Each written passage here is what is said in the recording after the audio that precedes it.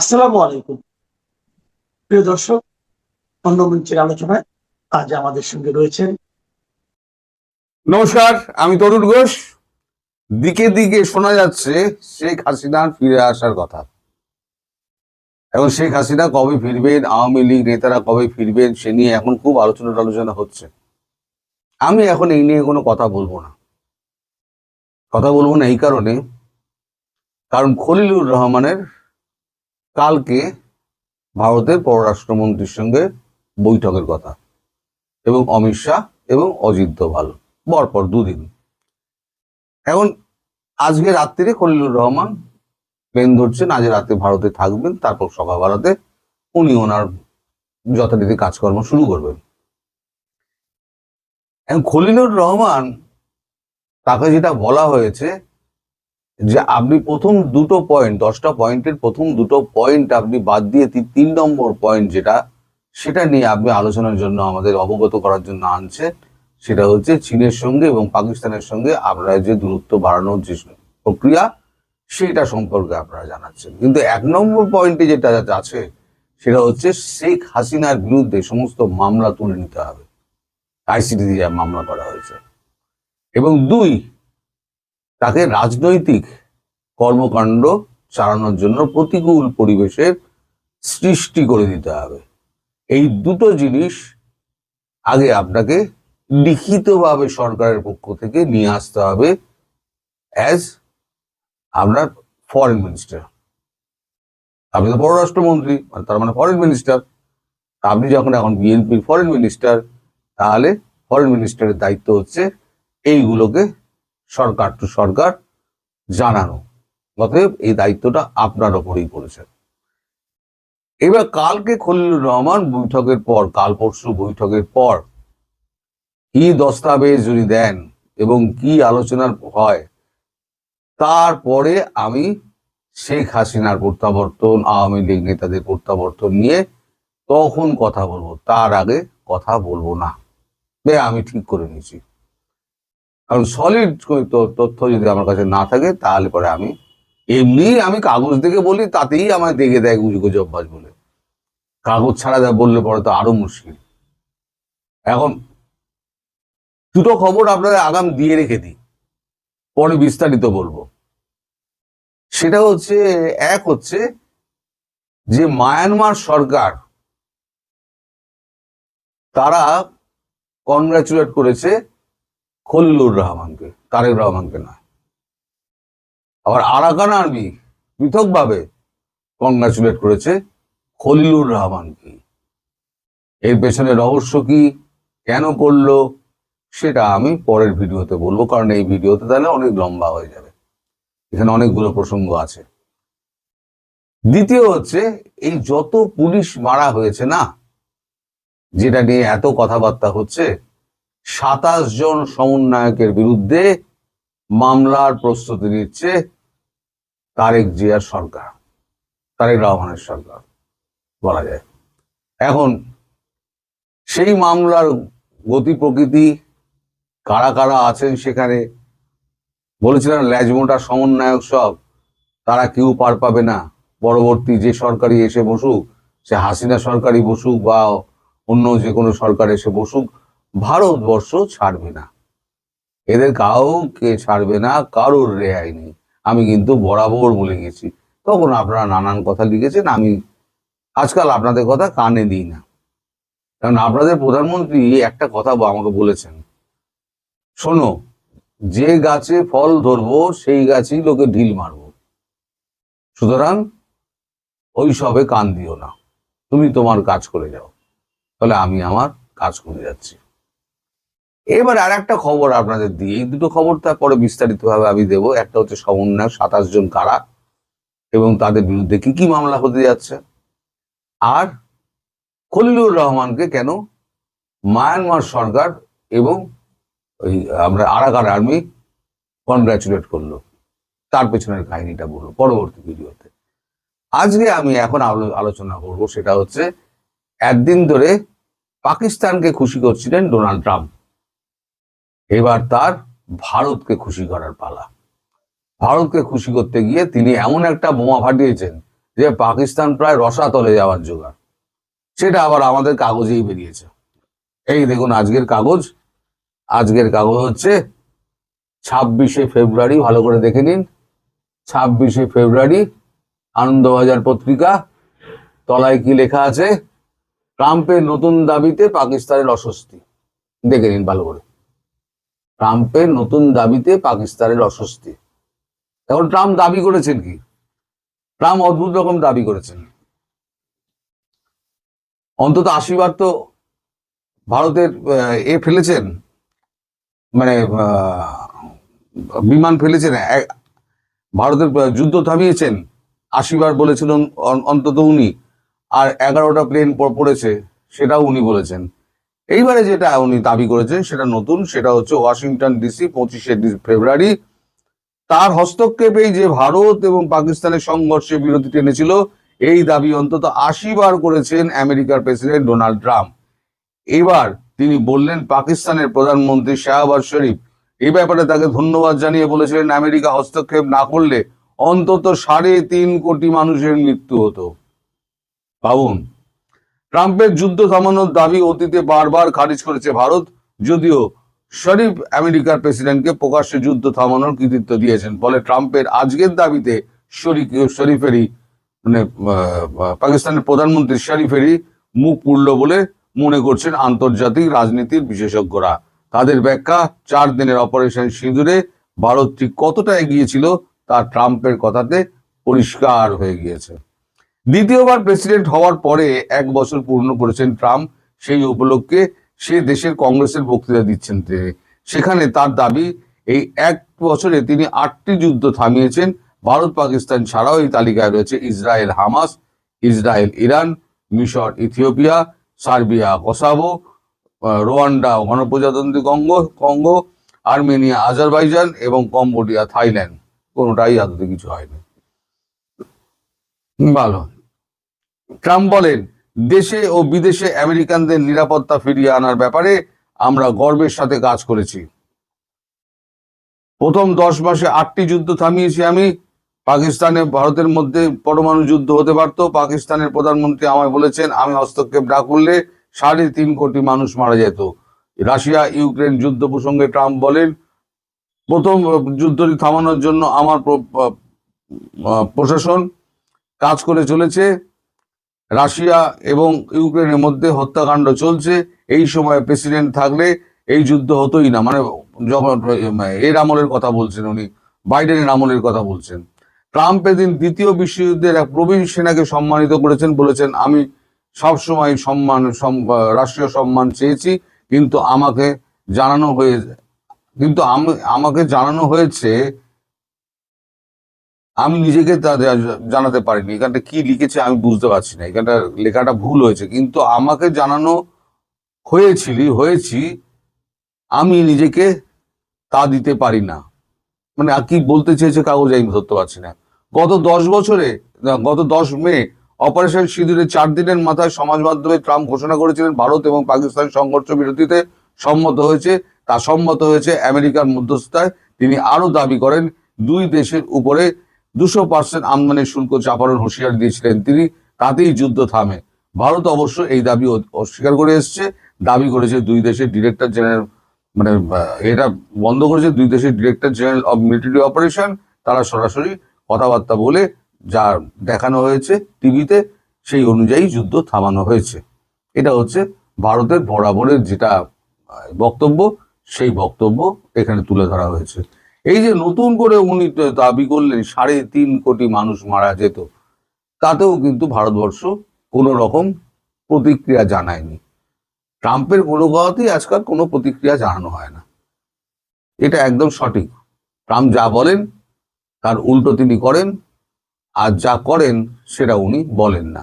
উনি রাত্রিবেলা শোন, মাঝরাতে একটা চিন্তা হয়, উঠে তিনি সমাজ মাধ্যমে করে লিখে ছেড়ে দিলেন। তার যে প্রতিফলন কিভাবে সারা বিশ্বে পড়তে পারে, তিনি মানে বিশ্বের সব থেকে বড় শক্তিশালী রাষ্ট্রের একজন প্রধান, তার একটা বক্তব্য কোথায় গিয়ে যেতে পারে প্রতিক্রিয়া, সেটা উনি ভাবেন না। উনি বলে দেন, ওনার মতো করে বলে দেন। এবারও বলেছেন 3.5 কোটি মানুষ মারা যেত। কখনোই এটা সত্য নয়। যদিও ভারত মুখে কিছু বলবে না, কিন্তু আমরা জানি এটা ট্রাম্পের আর একটা গুণ, সেটা হচ্ছে ভারতকে এখন একটু সন্তুষ্ট করার ব্যাপার আছে। ভারত এফটিএ ডিল এগিয়ে আসছে, আর এফটিএ যদি না হয় তাহলে পরে ভারতবর্ষ ট্রাম্পকে গভীর গাড্ডায় ফেলে দেবে। আর মোদিজি এটা নিয়ে কোনো কথা বলছেন না, ফলে এখন ট্রাম্প বাবু পড়েছেন মুশকিলে। তো প্রথম যেটা আমি বললাম আপনাদের যে খলিলুর রহমানের সঙ্গে কালকে পরশু দুদিন মিটিং আছে, এই দুটো মিটিং এর পর কি পরিস্থিতি হয় এবং ওই দুই পয়েন্ট নাম্বার 1 পয়েন্ট নাম্বার 2 এই দুটো নিয়ে কি জবাব খলিলুর রহমান নিয়ে আসেন, তার উপরে শেখ হাসিনার ফেরা না ফেরা নিষ্পত্তি হচ্ছে। তবে এটা নিশ্চিত জানুন যে ভারতবর্ষ তার সুরক্ষা নিশ্চিত না করে শেখ হাসিনাকে কখনোই বাংলাদেশে পাঠাবে না। 100% নিরাপত্তা নিশ্চিত করা হলে তারপরে উনি ফেরত পাঠাবেন। তার আগে যা ব্যবস্থা করার ব্যবস্থা হচ্ছে হোক না, সেগুলো হতে থাকুক, কিন্তু নিরাপত্তা নিশ্চিত করতে হবে এবং তার বিরুদ্ধে সমস্ত যত আইনি ব্যাপারগুলো আছে সেগুলোকে সরলীকরণ করতে হবে বা উঠিয়ে দিতে হবে। যে কোনো একটা, যদি আইসিটির যদি যে তাজুল ইসলাম তাকেই যদি সরিয়ে দেয়, চিফ প্রসিকিউটর যিনি প্রথমে এই মামলাটা করেছেন, তাকেই যদি অবৈধ ঘোষণা করে সরিয়ে দেওয়া হয়, তাহলে মামলা থাকেটা কি? 12 তারিখ আপনাদের সংসদ বসছে, সেই সংসদে এটা যদি উত্থাপন না হয় তাহলে অলরেডি এটা বাতিলই হয়ে যাবে। এখন সেই দিকেই যাচ্ছে ব্যাপারটা, দেখা যাক, হয়তো সেই উত্তরটাই হয়তো উনি নিয়ে আসবেন, এটা আমার মনে হয়, ব্যক্তিগতভাবে আমার মনে হয়। তবে ট্রাম্পের যে খবরটা আমি বললাম সেটা কিন্তু এই আমি কাগজ দেখে বললাম ভাই, এই কাগজ দেখে বললাম, যেটা আপনারা দেখালাম। আমাকে আবার গুজববাজ বলবেন না, গুজববাজ যদি বলেন তাহলে এই ডোনাল্ড ট্রাম্পকে বলবেন, তিনি যেটা বলেছেন 1,70,00,000 3 কোটি 3.5 কোটি লোক মানুষ মারা যেত। আমায় বলবেন না ভাই, আমি আগে থেকে বলে দিচ্ছি, হাত তুলে দিচ্ছি ভাই, আমায় বলবেন না। তো ঠিক আছে সবাই। আসসালামু আলাইকুম। আগামী 7 মার্চ, 17 মার্চ এবং 26শে মার্চ নাকি আওয়ামী লীগের নেতাকর্মীরা সর্বশক্তি নিয়ে রাজপথে নামার প্রস্তুতি নিতে শুরু করেছেন। এবং এই প্রস্তুতি কেন? দলীয় সভানেত্রী শেখ হাসিনা নাকি এমন নির্দেশনা দিয়েছেন। তিনি বলছেন যে ওই দিনগুলো যাবতীয় বাধা বিপত্তি উপেক্ষা করে গলি থেকে রাজপথ সর্বত্র নেতাকর্মীদের নামতে হবে। তিনি মঙ্গলবার আওয়ামী লীগের ওয়ার্কিং কমিটির বেশ কিছু শীর্ষস্থানীয় নেতার সঙ্গে যে ভার্চুয়ালি বৈঠক করেছেন, সেই বৈঠকে তিনি যে বক্তব্য দিয়েছেন তার আরও কিছু অংশ ভারতীয় কোনো কোনো গণমাধ্যমে এসেছে। এবং কেন এই 3 দিনকে বেছে নেওয়া? খুব স্বাভাবিকভাবে আমরা বুঝতে পারি যে 26শে মার্চ আমাদের স্বাধীনতা দিবস, 7 মার্চ বঙ্গবন্ধুর যে ঐতিহাসিক ভাষণ রেসকোর্স ময়দান থেকে তৎকালীন সময়ে পূর্ব পাকিস্তানের সময় বাঙালির মুক্তির জন্য, স্বাধীনতা সংগ্রামের জন্য, এবং 17 মার্চ তো বঙ্গবন্ধুর জন্মবার্ষিকী। এই 3 দিনকে বেছে নেওয়ার যথেষ্ট কারণ রয়েছে, অনেকে মনে করেন যুক্তিসঙ্গত কারণ রয়েছে। শেখ হাসিনা ওই বৈঠকে যেটি বলছেন তা হচ্ছে যে আমি আশা করব বর্তমান সরকার আওয়ামী লীগের উপর থেকে নিষেধাজ্ঞা প্রত্যাহার করে নেবে, তারা সে পথে না হাঁটলে আমাদেরকেও কর্মসূচি নিতে হবে। আমাদের ধারণা ছিল যে এরই মধ্যে সম্ভবত কোনো এক ধরনের গ্রিন সিগন্যাল পেয়েছে, বা ভারতের কোনো কোনো গণমাধ্যম দাবি করছে যে গ্রিন সিগন্যাল পেয়েছে। এর বাইরে শেখ হাসিনা থেকে শুরু করে সজীব ওয়াজেদ জয়, তারা দুজনই একাধিকবার আমাদের প্রধানমন্ত্রী তারেক রহমানের প্রতি আহ্বান জানিয়েছেন আওয়ামী লীগের রাজনৈতিক কর্মকাণ্ডের উপরে যে নিষেধাজ্ঞা রয়েছে সেগুলো প্রত্যাহারের জন্য। তার মানে কি এখনও কোনো ধরনের সমঝোতা হয়নি? সমঝোতা তো হওয়ার কথা, আমরা যেগুলো শুনে আসছিলাম। নাকি এগুলো এক ধরনের রাজনৈতিক কৌশল, যে সরাসরিভাবে না বলে, এবং যেহেতু বিএনপিও এক ধরনের চাপের মুখে রয়েছে, থাকারই কথা, আওয়ামী লীগকে ফ্যাসিস্ট বলে অভিহিত করা হচ্ছে, সেই দলের রাজনৈতিক কার্যক্রম নিষিদ্ধ রয়েছে নির্বাহী আদেশে, তো ক্ষমতায় এসেই সরাসরি এক কলমের খোঁচায় সেই নিষেধাজ্ঞা তুলে নেওয়া হবে, বা তুলে নিলে সেটির রিপার্কেশন কী ধরনের হয় অন্যান্য রাজনৈতিক দলের মধ্যে, সেগুলো নিশ্চয়ই ভাববার কথা বিএনপির। আমরা আসলে কোনোটাই নিশ্চিত নই। তবে দুই দলের শীর্ষ নেতাদের যে ধরনের বক্তব্য, যে ধরনের কথাবার্তা গত মাস দুয়েক ধরে আমরা শুনছি, তাতে দুই দলের প্রতি নমনীয় আচরণ করছে, এক ধরনের শ্রদ্ধাবোধের জায়গা থেকে তারা বক্তব্যগুলো দিচ্ছে। তো হয়তো কৌশলের অংশ হিসেবে তারা এইভাবে কথাগুলো বলছে আওয়ামী লীগের নেতাকর্মীরা। শেখ হাসিনা বলছেন যে কোনো দলের কার্যক্রমের উপর নিষেধাজ্ঞা বলবৎ থাকলেই সেই দলের কর্মীরা স্বাধীনতা দিবস সহ গুরুত্বপূর্ণ জাতীয় দিনগুলো উদযাপন করতে পারবে না, এরকম কোনো বিধিনিষেধ আরোপ করা যায় না। যেখানে জেলখানাতেও যারা দোষী সাব্যস্ত এবং বিচারাধীন বন্দীরা তারাও স্বাধীনতা দিবস, বিজয় দিবস উদযাপন যদি করে থাকতে পারেন, তাহলে আওয়ামী লীগের নেতাকর্মীরা পারবেন না কেন? এই কথাটি খুবই যৌক্তিক। আমাদের স্বাধীনতা দিবস, বিজয় দিবস বা শহীদ দিবস এগুলো তো আমাদের রাষ্ট্রীয় কর্মসূচি, আমাদের রাষ্ট্রীয় প্রোগ্রাম, আমাদের সামাজিক কর্মসূচিতে পরিণত হয়ে গেছে। এখানে দল মত দেখলে তো হবে না। যেমন এইবার 21শে ফেব্রুয়ারিতে ফুল দিতে গিয়ে, শহীদ মিনারে পুষ্পস্তবক অর্পণ করতে গিয়ে অনেকেই বাধার সম্মুখীন হয়েছেন আওয়ামী লীগের নেতাকর্মীরা। এটা তো কোনো রাজনৈতিক কর্মকাণ্ড ছিল না, কেন এগুলো করতে হবে? আমরা দেখেছি ডক্টর ইউনূসের জঙ্গি শাসনের সময় তো একেবারে কেউ পথেই নামতে পারেনি এইসব কর্মসূচিতে, কিন্তু সেই ধারা কেন এখনও অব্যাহত থাকবে? খুব স্বাভাবিক প্রশ্ন। 17 মার্চ কিংবা 15 আগস্ট বঙ্গবন্ধুর জন্মবার্ষিকী বা মৃত্যুবার্ষিকীতে আমরা দেখেছি ডক্টর ইউনূসের জঙ্গি শাসনের সময় কী অবস্থা হয়েছে ধানমন্ডি 32 নম্বরে। একেবারে বলতে গেলে বিরান ভূমি, সেখানে কেউ শ্রদ্ধা জানাতে গেছেন কোনো নস্টালজিক জায়গা থেকে, অন্তত ওই স্থানে গিয়ে দুটো ফুল নিবেদন করবেন কেউ, তাদেরকে মবের শিকার হতে হয়েছে, পুলিশ আটক করেছে, অনেক কিছুই তো হয়েছে। এই কাজগুলো কেন এখনও চলবে? দলীয় মিটিং মিছিল বন্ধ থাকতেই পারে, যেহেতু এখনও পর্যন্ত নির্বাহী আদেশে সব ধরনের রাজনৈতিক কর্মকাণ্ড নিষিদ্ধ, কিন্তু এই সব জায়গায় কেন স্বৈরাচারী মনোবৃত্তির প্রকাশ ঘটবে? মঙ্গলবার শেখ হাসিনা নেতাদের উদ্দেশ্যে বলেছেন যে ওই দিনগুলো যেমন সর্বশক্তি দিয়ে সংগঠিত হয়ে উদযাপন করতে হবে জাতীয় কর্মসূচিগুলো, এবং গলি থেকে রাজপথ সর্বত্র স্বাধীনতা দিবসের বেদি বানিয়ে শ্রদ্ধা জ্ঞাপন করতে হবে, শ্রদ্ধা নিবেদন করতে হবে ধানমন্ডি 32-এ বঙ্গবন্ধুর বাড়ি এবং গোপালগঞ্জের টুঙ্গিপাড়ায় তার সমাধি ক্ষেত্রে। আওয়ামী লীগ নেতাদের অনেকেই দাবি করছেন যে তাদের দলীয় সভানেত্রী অনেক ভেবেচিন্তে একটা কৌশলী সিদ্ধান্ত নিয়েছেন এই 3 দিবসকে কেন্দ্র করে। তিনি বুঝে নিতে চান যে বাংলাদেশের জাতীয় জীবনের সঙ্গে জড়িয়ে থাকা এই যে 3টি দিবস, এটি উদযাপনে তারেক রহমানের প্রশাসন এবং বিএনপি আওয়ামী লীগের নেতাকর্মীদের কতটা বাধা দেয়, এবং তাদের দাবি যে এই 3 দিবসের কর্মসূচিতে যদি আওয়ামী লীগের নেতাকর্মীরা নামতে পারে, তাহলে সেটি হয়তো বিএনপি সরকারের উপরে কিছুটা হলে চাপ পড়বে। এগুলো তাদের রাজনৈতিক হিসেব নিকেশ থেকে কথাবার্তা, কিন্তু আমরা সাদা চোখে যা দেখছি, যেখানে আমি বলছিলাম যে গত 2 মাস 2 দলের শীর্ষ নেতাদের যে বক্তব্য, যে আচরণ, তাতে অনেকখানি নমনীয়তা প্রকাশ পাচ্ছে, এবং বিএনপি শুরু থেকে বলে আসছে যে তারা কোনো রাজনৈতিক দলকে নিষিদ্ধ করার পক্ষে নয়, অথবা সজীব ওয়াজেদ জয় কিংবা সাইমা ওয়াজেদ পুতুল তারা দেশে এসে রাজনীতি করতে পারেন যদি দেশের মানুষ মেনে নেয়। তারেক রহমান এই ধরনের বক্তব্য দিয়েছেন আন্তর্জাতিক গণমাধ্যমের কাছে। সেইখানে আমরা দেখছি বিভিন্ন ক্ষেত্রে আবারও মব শুরু হয়েছে। এর আগে আমি একাধিক কন্টেন্টে আপনাদের বলেছি, আপনারা নিজেরাও জানেন বরিশালে কি হলো।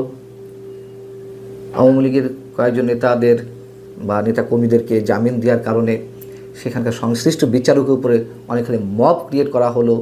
এজলাসের মধ্যে ঢুকে বিএনপিপন্থী আইনজীবীরা থ্রেট করলেন, এজলাসের বেঞ্চ ভাঙচুর করলেন। আবার অদ্ভুত এক নির্দেশনা এলো, মানে বিস্ময়কর এক নির্দেশনা, যেটি গণমাধ্যমেও এসেছে।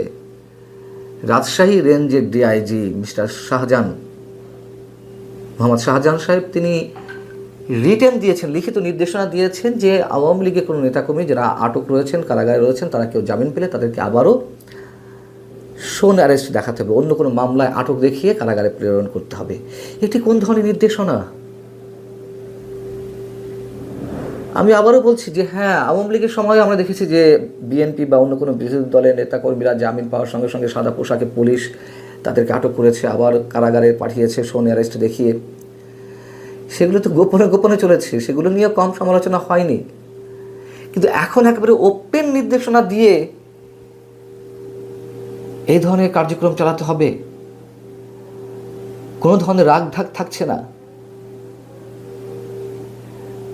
এই যদি অবস্থা হয় তাহলে আমরা যা সাদা চোখে দেখছি, যা বুঝতে পারছি, সবই কি ভুল? নাকি আমরা এই প্রশ্ন তুলব যারা এই কাজগুলো করছেন, যেমন বরিশালে বিএনপিপন্থী আইনজীবীরা যে কাজটি করলেন, অথবা এই যে রাজশাহী রেঞ্জের ডিআইজি মোহাম্মদ শাহজাহান তিনি যে নির্দেশনা দিলেন, এগুলো কোনো গুপ্ত সংগঠনের হয়ে কেউ ইচ্ছাকৃতভাবে এই কাজগুলো করছে কি না বিএনপিকে বিপদে ফেলার জন্য? আমরা তখনই নিশ্চিত হব যে না, এগুলো কোনো গুপ্ত সংগঠনের হয়ে কোনো কাজ নয়, যদি কিনা বিএনপির হাইকমান্ড থেকে, বিএনপির শীর্ষ নেতৃত্বের জায়গা থেকে এসব বিষয়ে আপত্তি জানিয়ে কোনো বক্তব্য যদি না দেয়া হয়। আওয়ামী লীগ রাজনীতিতে ফিরবে, এটাই বাস্তবতা। আওয়ামী লীগ বিএনপির মতন যে রাজনৈতিক শক্তি একেবারে রাষ্ট্রের সমাজের তৃণমূলে গ্রথিত, এগুলোকে এত সহজে নির্মূল করা যায় না, সম্ভব না। কোনো আদর্শকে এইভাবে নির্মূল করা যায় না। এগুলো খুব পুরনো কথা, আবারও বলতে হচ্ছে। যদি সত্যি সত্যি বিএনপি ইউনূস সরকারের পথে হাঁটে, তাহলে এর দায়িত্ব বিএনপিকে নিতে হবে বা বিএনপিকে খেসারত দিতে হবে, যেমনটা খেসারত দিতে হয়েছে আওয়ামী লীগকে। আওয়ামী লীগ 15.5 বছর বিএনপি বা জামাতের নেতাকর্মীদেরকে পথে নামতে দেয়নি। তারা যদিও অনেক বাধা বিপত্তি করে অনেক ধরনের কর্মসূচি পালন করেছে, বিশেষ করে বিএনপি, সেইখানে নানান ধরনের আক্রমণ ঘটেছে, তার পরিণতি তো আমরা দেখেছি।